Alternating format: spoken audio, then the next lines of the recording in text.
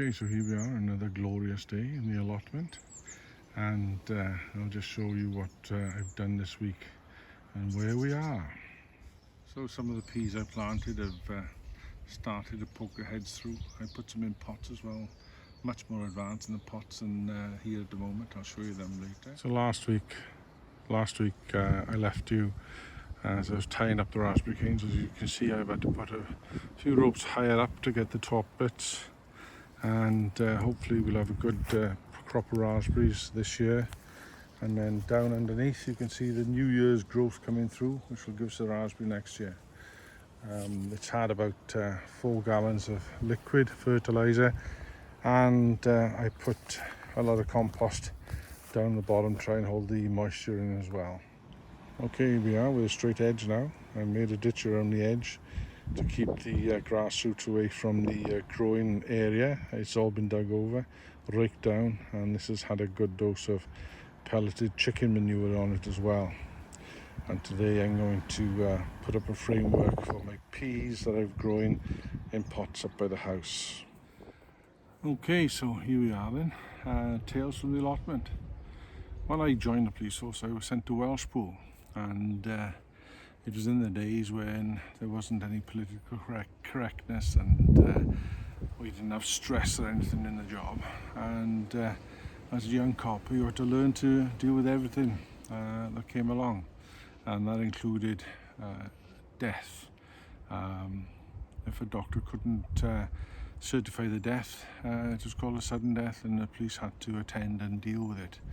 And so the older coppers in the station tried to get all the probationers like myself to see a dead body first before you had to actually go to somebody's house to see them. And we used to have a small mortuary in Welshpool, about the size of a public toilet, and most of the undertakers in those days didn't have their own fridges. So when they picked up a body from a house, they'd take it to the mortuary, ready for taking it to Shrewsbury for the post-mortem the next day. So usually probationers were taken up to the mortuary in the middle of the night when there's nobody about to see a dead body. So I was told this particular week that was going to happen to me, and all the usual banter about death and destruction and bodies and smell and all that sort of stuff.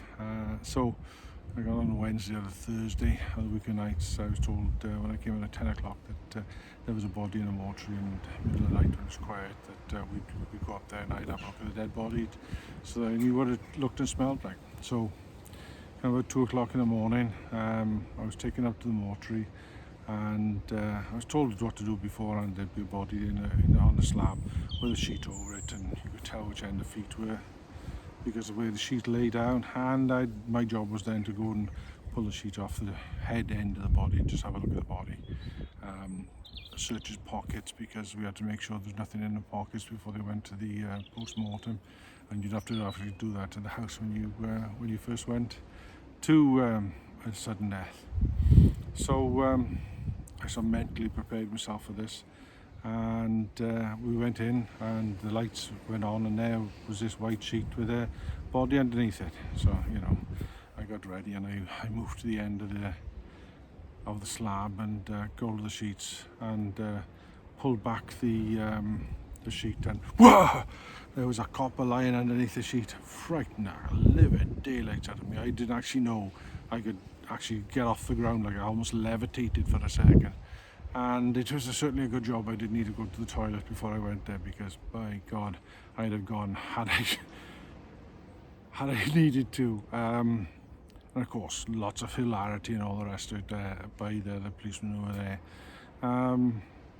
Yeah, it's one of those things that happen nowadays. Of course, you'd lose your job for it, but I must admit I did partake in it a couple of times myself after with other new probationers. But yeah, one of those things that you wouldn't be allowed to get away with nowadays, but that was back in the black and white days.